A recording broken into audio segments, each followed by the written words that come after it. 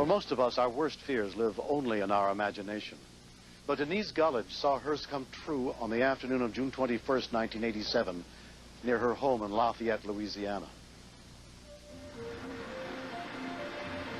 Seems like it was yesterday. My husband was working, the kids and I were going shopping, and on the way, we stopped at a local gas station. When I pulled up to a pump closest to the entrance.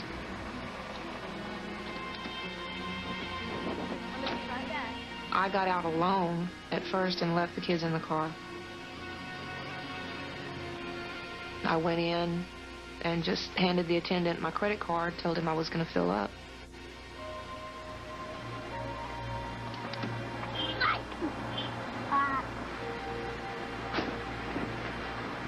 What you doing?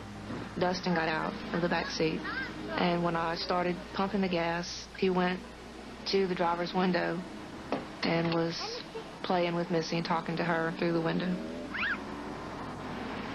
It was a very hot day, and I intended on leaving her in the car long enough to go in and sign the ticket. So I decided I would go ahead and start the car and turn on the air conditioner so that she would be cool in the car.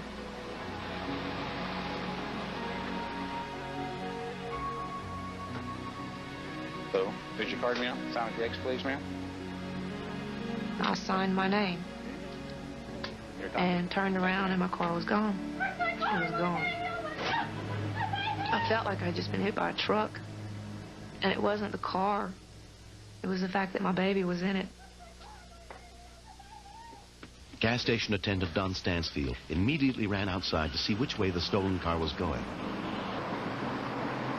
We were less than a quarter of a mile south of an east-west interstate highway, which once on there, he could have gone just about any place. 911, what is your emergency? At 4:16 p.m., a call came in reporting that Denise's 6-month-old baby Missy had been kidnapped.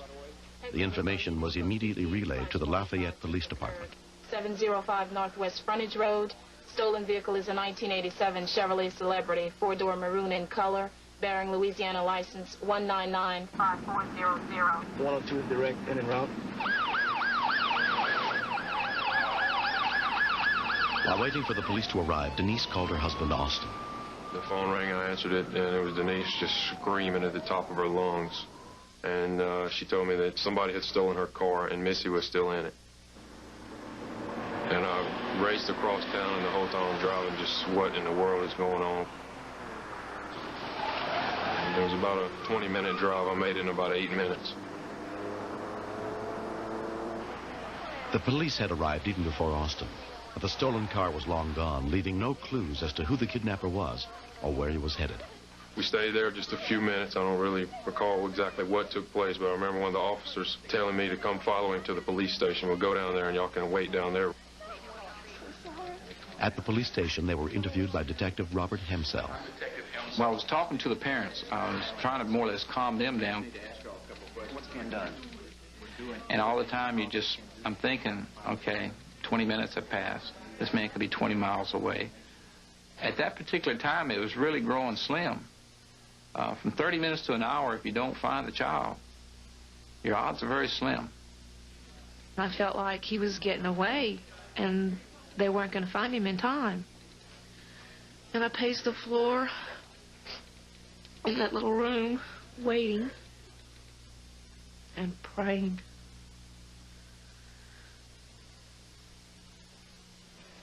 Detective Hemsell put out an all-points bulletin, complete with a description of baby Missy and the car, to every police department within 100 miles of the city. At that particular time, that's all we could do. It's just a waiting game from that point, because we had done really and truly everything we could do in searching the area. Less than a half hour later, Thelma and Sanders Wyatt were 15 miles outside Lafayette on their way to visit family. We noticed a car had stopped on the side of the road. Now, what's that man doing there? So I told my husband, I said, it's a funny place to stop there for if he has trouble. So as we were getting closer, he went around and he got in the car and just rushed off.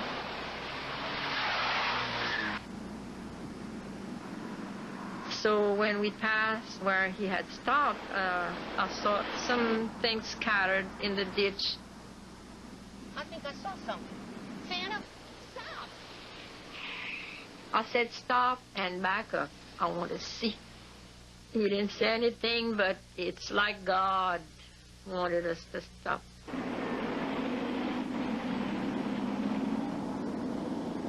Okay, stop. There is something.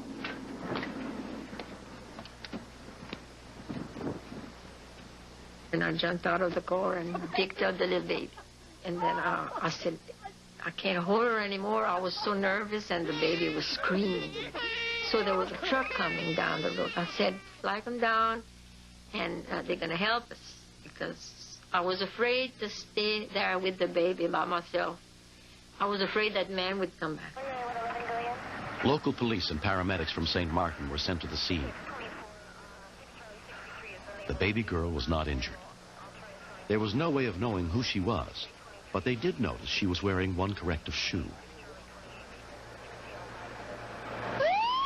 Aware of the All Points bulletin about a missing baby in Lafayette, rescue workers contacted the police there. While I was talking to the parents, I got a call to go to the communications room. Hey, Brenda, what do you got on the phone? St. Martin Parish Sheriff's Office. And they described the exact clothing that the mother had given me. And when I went in and told the mother, the descriptions matched. It was just like, she was hysterical again, but it was different. She was crying, but to me she had like maybe tears of joy. It was happiness, when before it was just pure fright.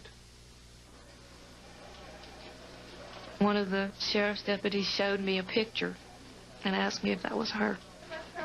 And it was. As soon as I walked through the front door, I heard her crying. And there was a nurse, and I immediately ran up to the nurse and just took her from her. And I remember hearing somebody behind me saying, "It's okay, she's the mama." I felt like I was never going to put her down.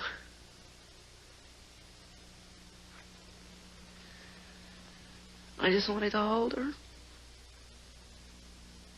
It was just a total feeling of it's over and there's no more pain, nothing to worry about. She's okay, she's fine. I can't describe how it's almost as bad as the hopeless feeling to start with. Just a feeling of joy, I guess, that she's all right. Everything's going to be all right. No one was ever convicted of the kidnapping of baby Missy. 3 years have passed, but for the Gullidge family, the memories are still vivid. I don't want anybody to feel what I felt that day.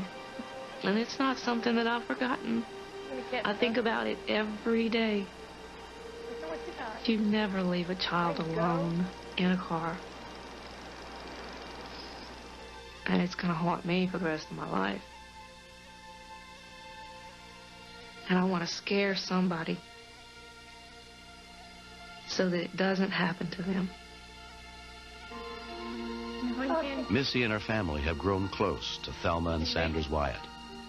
I realized that if it weren't for the Wyatts, it would have been days, if not weeks, before she was found. And she would not have survived in that ditch. I love her just like my grandchild. I feel just like, she was like mine. Like she was my grandchild, or even more, because I saved her life. My mom, she said that every day she thanked God for nosy people. Because if she wouldn't have been nosy, we probably wouldn't have Missy here today.